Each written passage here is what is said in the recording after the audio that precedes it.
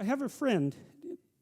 He lives in Montreal. His name is James Simon. He's a great painter, and he's taught me a lot of things. He's helped me design my house and beautify it. And I bought some paintings from him a couple of years ago.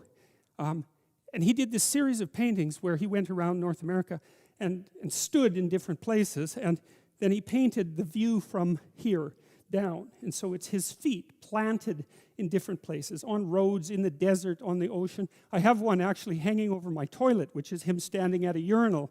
Yeah, well, you know, he was trying to make a point, and the point was that wherever you are, it's worth paying attention. And that's because, you know, so all these places that he visited, he looked at exactly where he was, standing by the side of the road in the desert.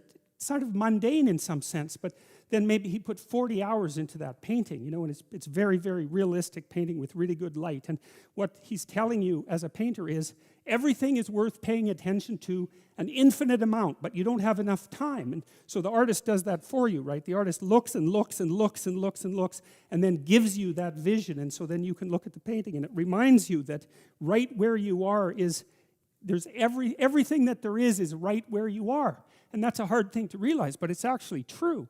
And so I've been telling people online in various ways and in lectures that they should start fixing up the world by cleaning up their room. And I wanted to just elaborate on that a little bit before I get back to the lecture itself.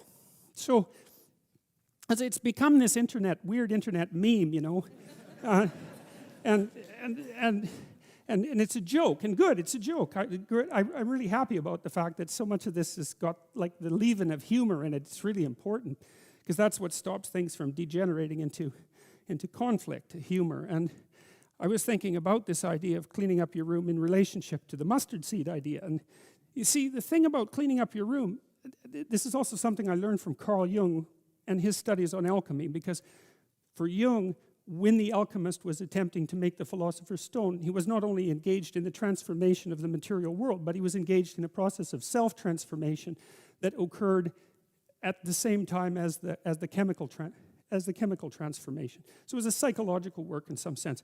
Let's say you want to sort out your room and beautify it, because the beauty is also important. And let's say that all you have is just a little room, like you're not rich, you're poor.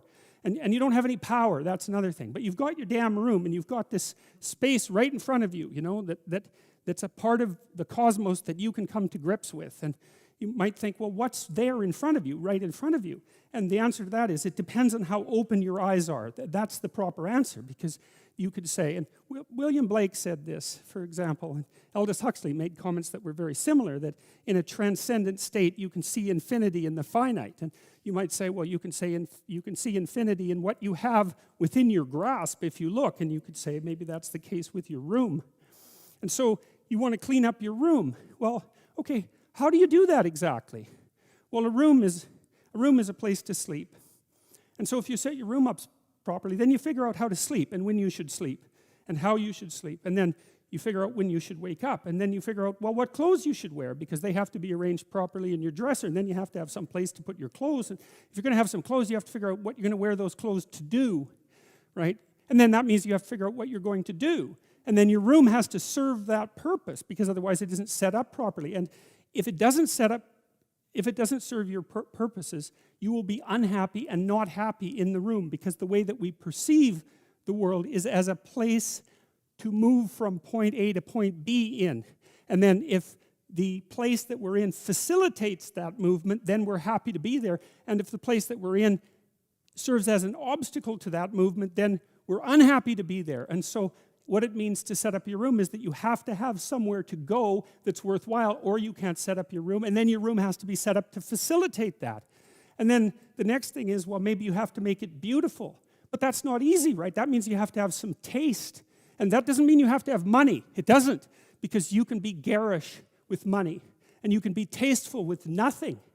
All you need is taste, and taste beats money when it comes to beautifying things, you know. I mean, not that money is trivial, because it's not, but taste is crucial, and people who are very artistically oriented can make beautiful things out of virtually nothing. And not only that, the literature suggests that if you're going to make beautiful things, putting real constraints on what you allow yourself to do facilitates creativity instead of interfering with it.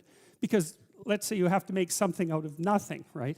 Which I suppose would be a godly act, right? you have to make something out of nothing. You have to be creative in order to do that. And so then to beautify your room means that you also have to develop your capacity to be creative. And so then you can make your room shine. But then what will happen is that if your family isn't together, they will interfere with that. You'll interfere with that because you won't have the discipline to do it properly. But then when you start building this little microcosm of perfection with what you have at hand, then it'll evoke all the pathologies of everyone in your household. They'll wonder what the hell you're up to in there. And they won't necessarily be happy, because if they're in a lowly place, let's say, and so are you, and you're trying to move out of that, then the higher you move out of that, the more the place they're in looks bad. And you might say, well, what they should do is celebrate your victory over chaos and evil, but that isn't what will happen. What will happen instead is that they will attempt to pull you back down. They'll attempt to, and I mean, obviously all families don't do that, but all families do that to some degree, and some families do almost nothing but that. And so what that means is that if you're going to organize your room, then you're going to have to confront the devils in your house. And that's often a terrifying thing, because some of those devils have lineages that go back many, many, many generations. And God only knows what you have to struggle with in order to overcome that.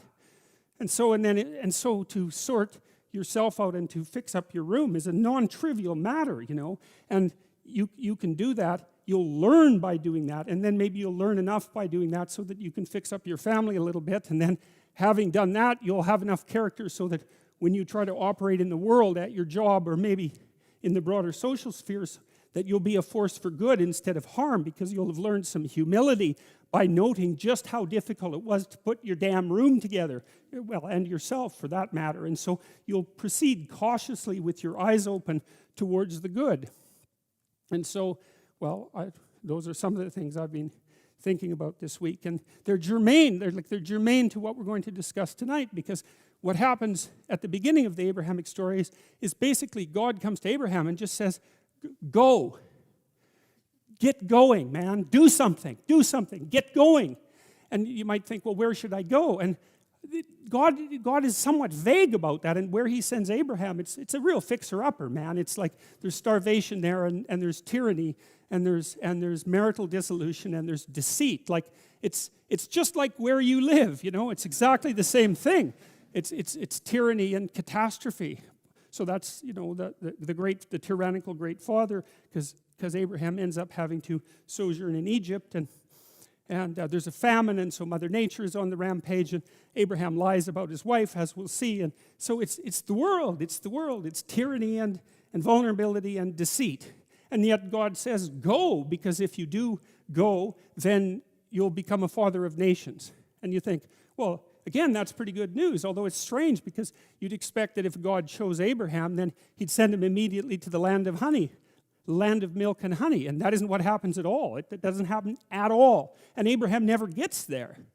But his mission is still regarded as divine, and thank God for that, because that's what your mission will be, because that's what you will encounter in your life. Those are the archetypal things everyone encounters: the tyranny of the social structure, and the rapaciousness of nature, and the deceitful quality of the human psyche. It's like, that's the world. Now, that's a negative view in some sense, but it's positive in the story, because what it basically says is something that's akin to the Sermon on the Mount, which is that if you're aligned with God and you pay attention to the divine injunction, then you can operate in the midst of chaos and tyranny and deception and flourish. And you could hardly hope to have a better piece of news than that, given that that's exactly where you are. So, and I didn't see any of that in the Abrahamic stories to begin with, so it's been very interesting to have that sort of reveal itself.